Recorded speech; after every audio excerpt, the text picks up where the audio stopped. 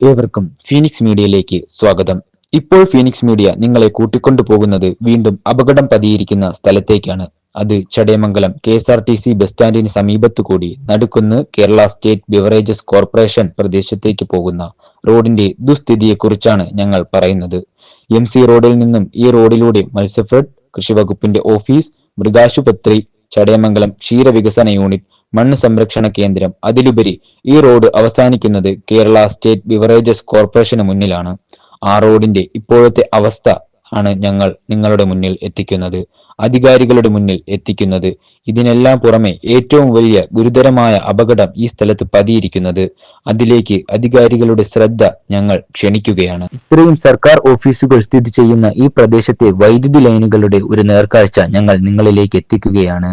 വൈദ്യുതി അമൂല്യമാണ്, അത് പാഴാക്കരുത് എന്ന് പറയുന്ന അധികാരികൾ ഈ ദൃശ്യങ്ങൾ ഒന്ന് കാണുക.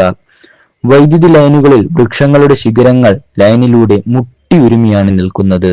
ഇത് ഏറ്റവും വലിയ ഒരു അപകടത്തിന് കാരണമാകും.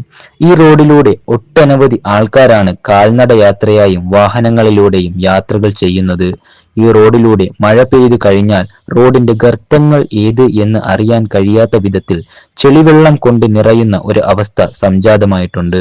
ഈ കുഴികളിൽ പല ആവർത്തി ഇരുചക്ര വാഹന യാത്രക്കാർ മറിഞ്ഞു വീണ് അപകടങ്ങൾ സംഭവിച്ചു കൊണ്ടിരിക്കുന്നു. ഇത് അധികാരികളുടെ ശ്രദ്ധയിലേക്ക് ഫീനിക്സ് മീഡിയ ക്ഷണിക്കുകയാണ്. അതുപോലെ നമ്മുടെ പ്രേക്ഷകർ ഇത് അധികാരികളുടെ പക്കൽ എത്തുന്നതുവരെ ഷെയർ ചെയ്യണമെന്ന് അഭ്യർത്ഥിക്കുന്നു. ഇനിയും ഒരു അപകടത്തിന് നമ്മുടെ നാട് സാക്ഷ്യം വഹിക്കാതിരിക്കട്ടെ. ഫീനിക്സ് മീഡിയയ്ക്ക് വേണ്ടി നന്ദു ബി ഷൈജു.